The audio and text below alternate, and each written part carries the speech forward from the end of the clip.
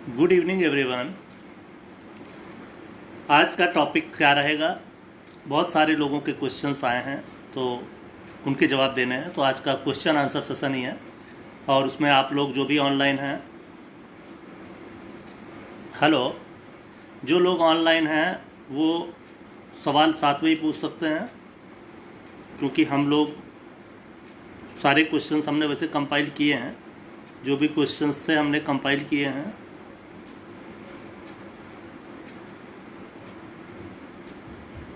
आवाज़ नहीं आ रही क्या? Hello, okay.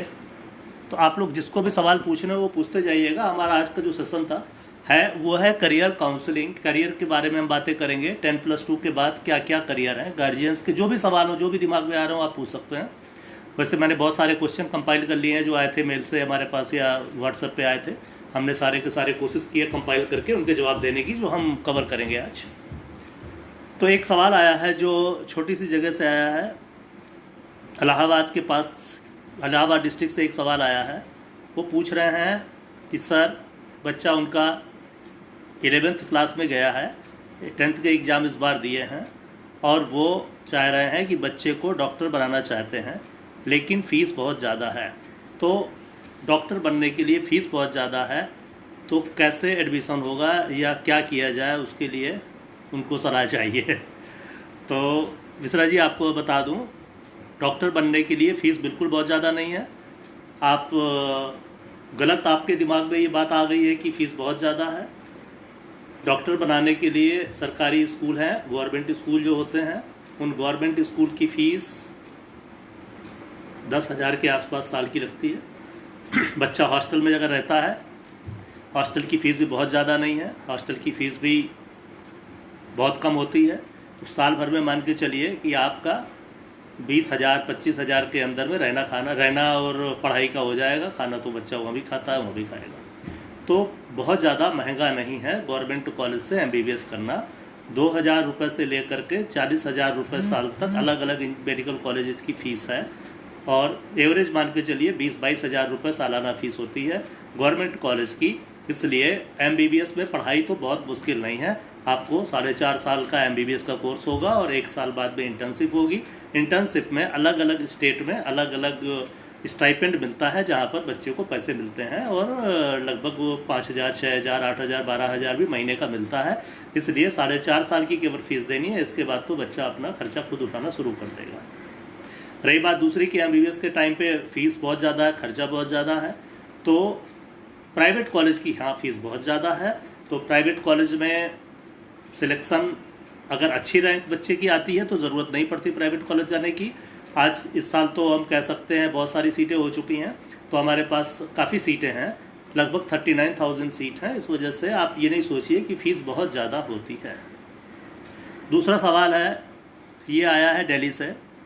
बच्चा CBSE बोर्ड में पढ़ रहा है, गवर्नमेंट स्कूल में पढ़ाई काफ़ी अच्छी हो रही है, लेकिन वही फाइनेंशियल प्रॉब्लम। तो क्या बच्चा मेडिकल में सिलेक्शन के लिए कोई कोचिंग पढ़ना ज़रूरी है उसको? तो मैं बता दूं, कोई कोचिंग पढ़ना ज़रूरी नहीं है। बच्चा सेल्फ स्टडी करके भी सही कर सकता है। ऐसा बिल्कुल ज़रूरी नहीं है कि आप सोच रहे हैं कि जब तक बच्चा कोचिंग नहीं पढ़ेगा और गवर्नमेंट स्कूल में पढ़ के आए। दिल्ली सरकार ने गवर्नमेंट स्कूल में काफ़ी अच्छी पढ़ाई हो रही है, तो बच्चे की तैयारी स्कूल लेवल पे अगर अच्छी हुई है, सब्जेक्ट देखिए कंसेप्चुअल नॉलेज की बात होती है। हमें अल्टीमेटली बच्चा कहीं भी पढ़े, गवर्नमेंट स्कूल में पढ़े, प्राइवेट स्कूल में पढ़े, या कोचिंग इंस्टीट्यूट में पढ़े, या घर में पढ़े, अल्टीमेटली हमें क्या चाहिए होता है? हमें चाहिए होते हैं वो क्वेश्चंस जो 180 आने वाले हैं मेडिकल के लिए। उन सवालों को बच्चा कैसे सही करेगा? अगर बच्चा 150 से ऊपर क्वेश्चंस को सही कर लेता है तो MBBS में एडमिशन आराम से मिल जाएगा गवर्नमेंट कॉलेज में उसको। इस वजह से आप ये मत सोचिए कि नहीं कोचिंग पढ़ना ही ज़रूरी है तभी बच्चा सिलेक्ट हो पाएगा। तो फाइनेंशियली कोई इतनी बड़ी दिक्कत नहीं है, और अगर हाँ दिक्कत आती भी है मान लीजिए थोड़ा बहुत, तो लोन मिल जाता है और एजुकेशनल लोन मिल जाता है। अच्छा, एक सवाल हाँ एजुकेशनल लोन से रिलेटेड भी है मेरे पास।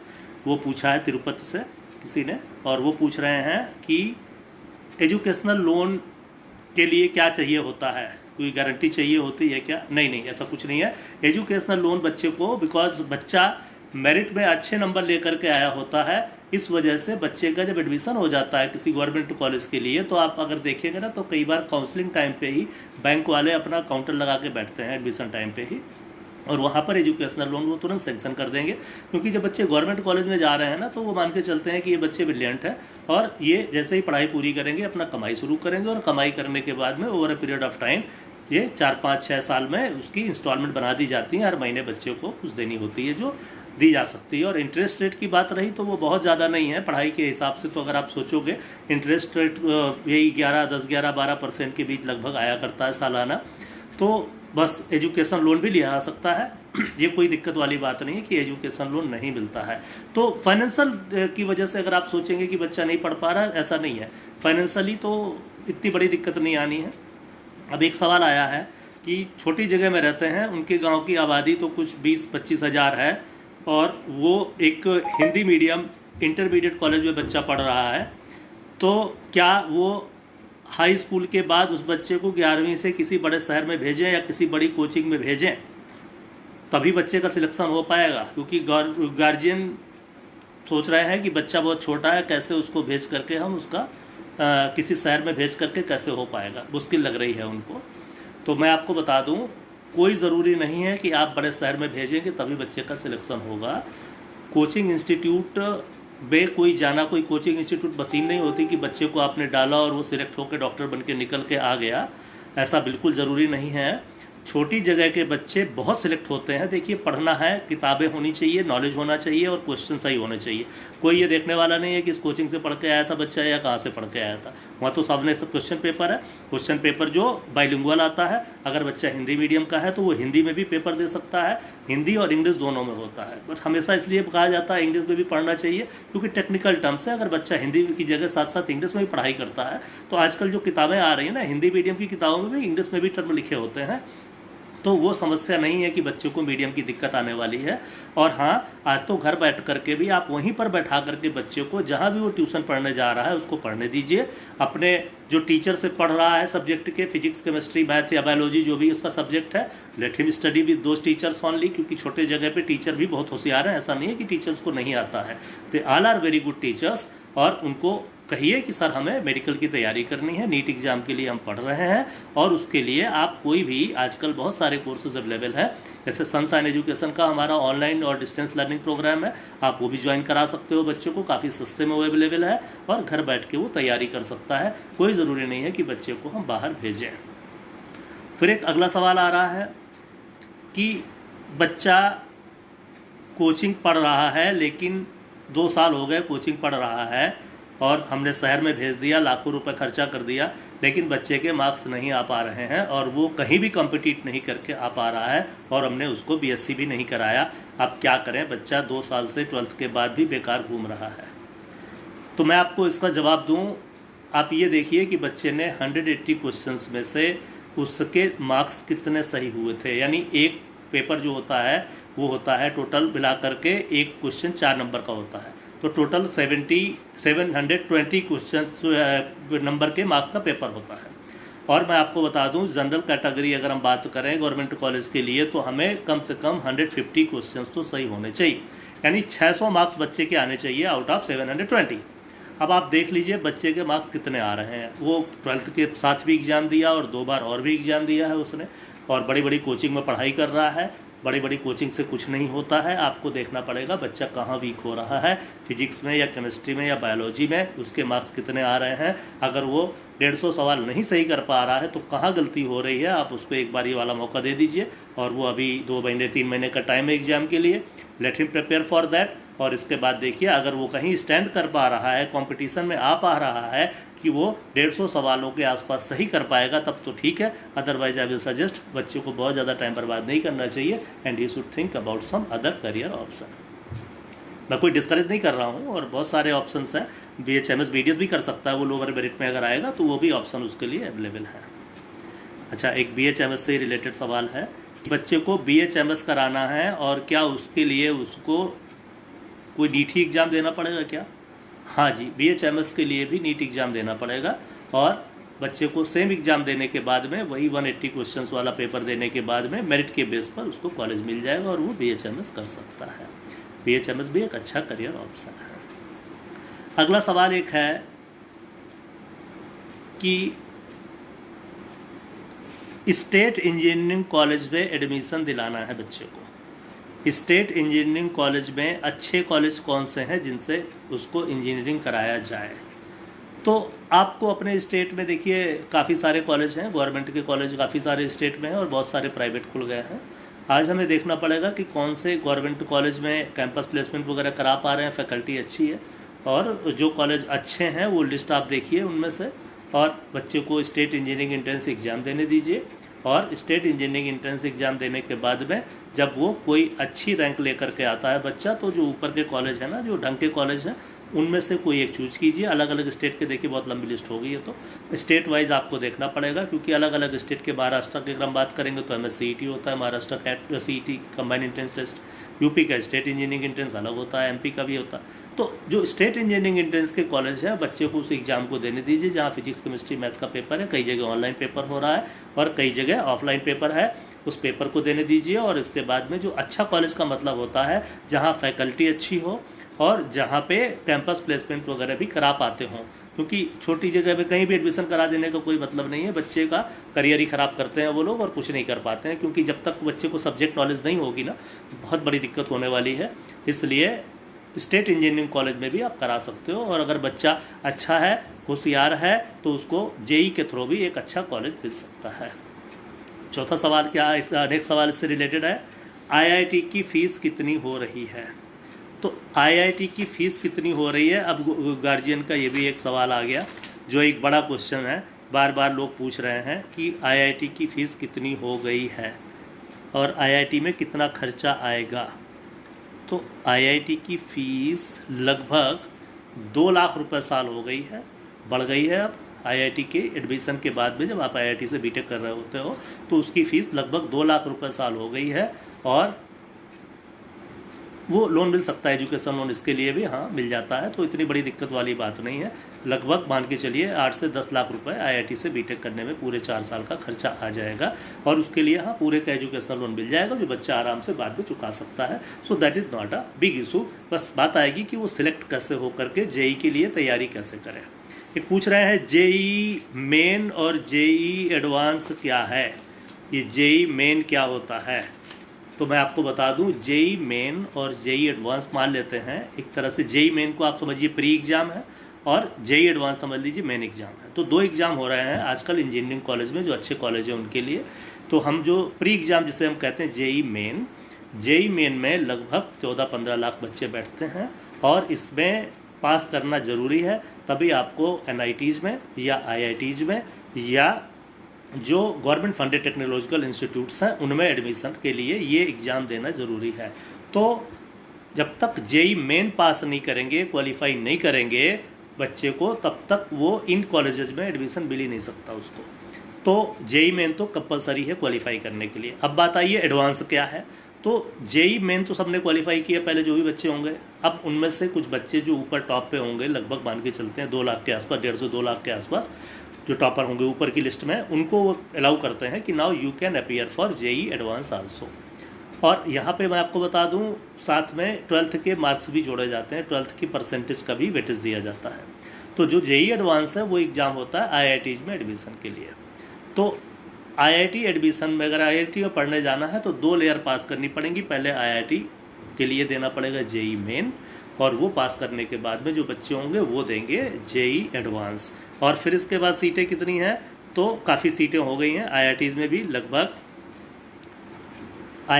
लगभग 13 हज़ार के आसपास सीट हो गई हैं IITs में, और ऐसे ही NITs में सीटें हैं लगभग 18,000, IIIT में सीटें हैं लगभग 4,000, और ऐसे ही लगभग 4,000 सीटें हैं government funded technological institute GFTI जिन्हें बोलते हैं उनमें।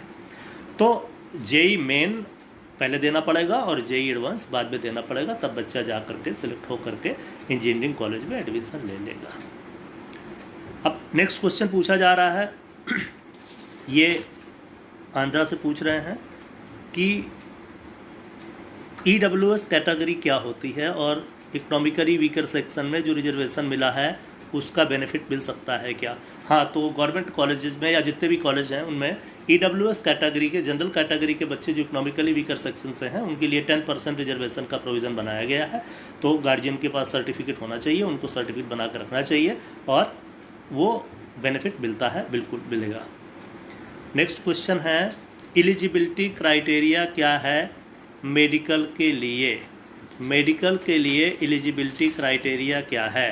तो एलिजिबिलिटी क्राइटेरिया है बच्चे का 12th में अपीयर होना या 12th पास होना और 17 साल से 17 ईयर से लेकर के 25 ईयर्स के बीच की एज, और 12th में कम से कम 50% मार्क्स, 40% मार्क्स हैं जनरल रिजर्व कैटेगरी के लिए, 50% मार्क्स हैं जनरल और उसके लिए ओबीसी के लिए।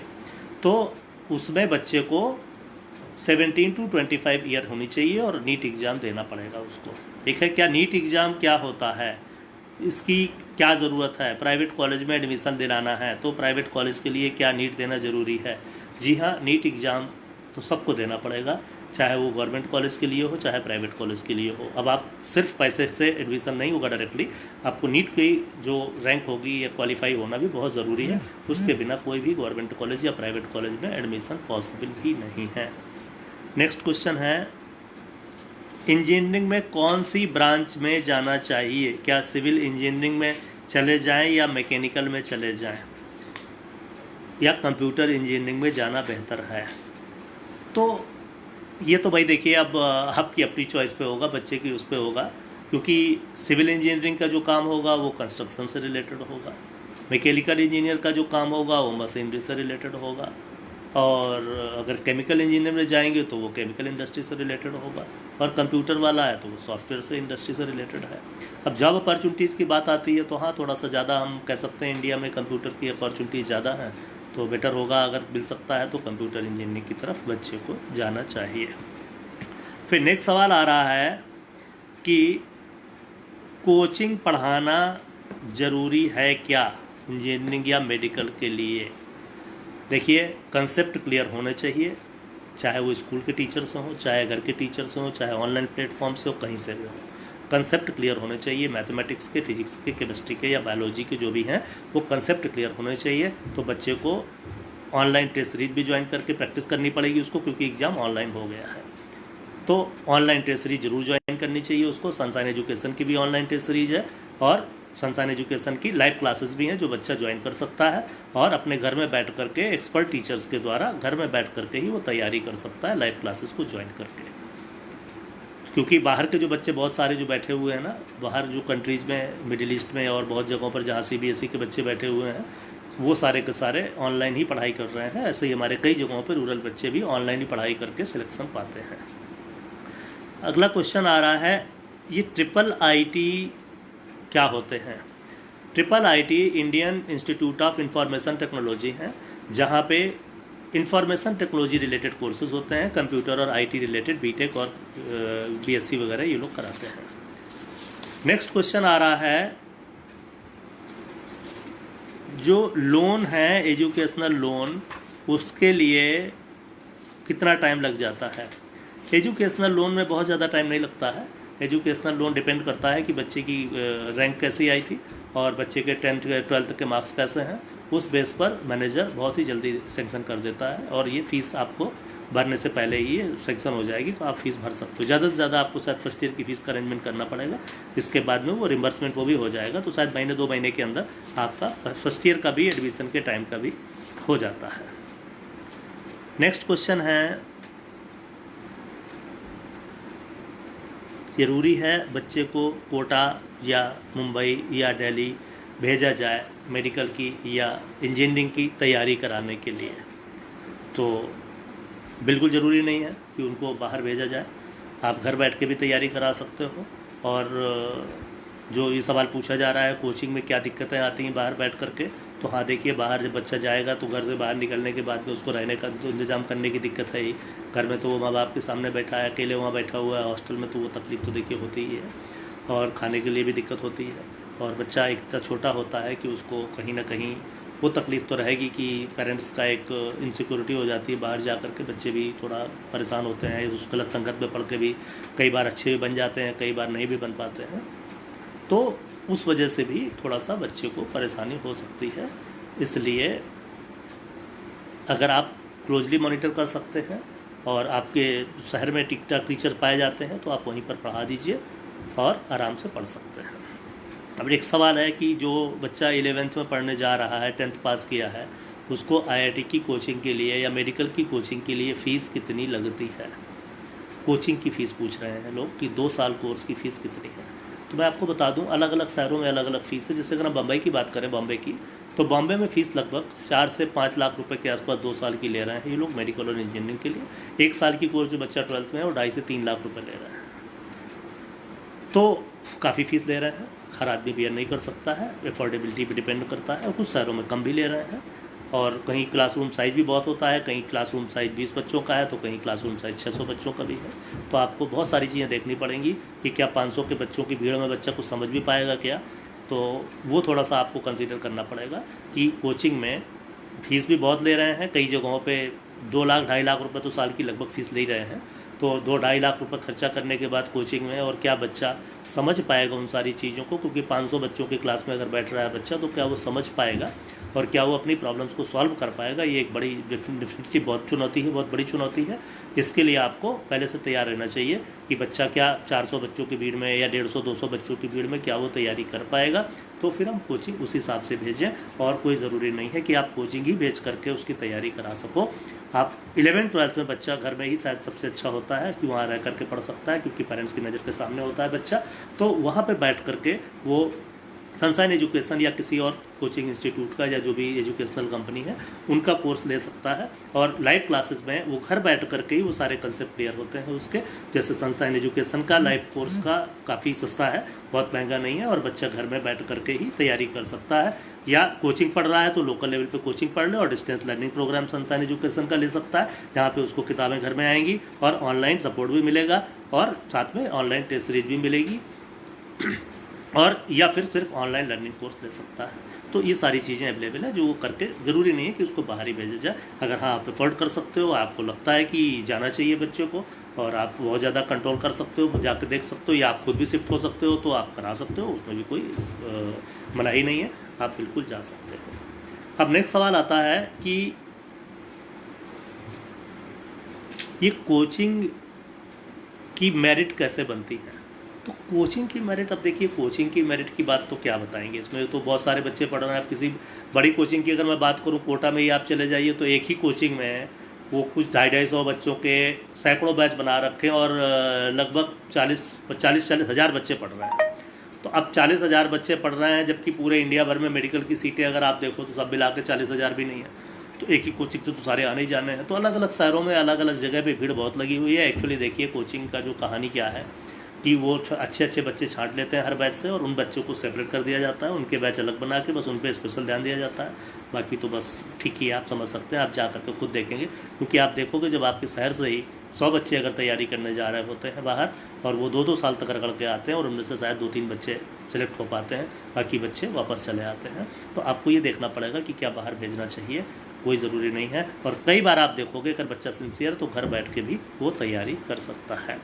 तो अगर अभी कोई सवाल हो और लोग ऑनलाइन हैं सामने सामने तो they may come and we will discuss about that. तो आप उससे सवाल पूछ सकते हैं यहाँ पे कमेंट में और मैं जवाब देता जाऊँगा और हम बात कर सकते हैं इस बारे में भी। कल भी हमारा सेशन चलेगा, इसी बारे में हम बात कर रहे होंगे, मेडिकल की तैयारी, इंजीनियरिंग की तैयारी या और भी कोई भी जो होगा 10+2। तो हम कल शाम को भी 5:30 बजे बैठेंगे और हम डिस्कस कर रहे होंगे कि how to prepare for this medical और इंजीनियरिंग एंट्रेंस एग्जामिनेशन। और उससे रिलेटेड कोई भी सवाल आप पूछ सकते हो, कोई भी सवाल मुझे मेल कर सकते हो या फेसबुक पे भेज सकते हो या व्हाट्सएप कर सकते हो।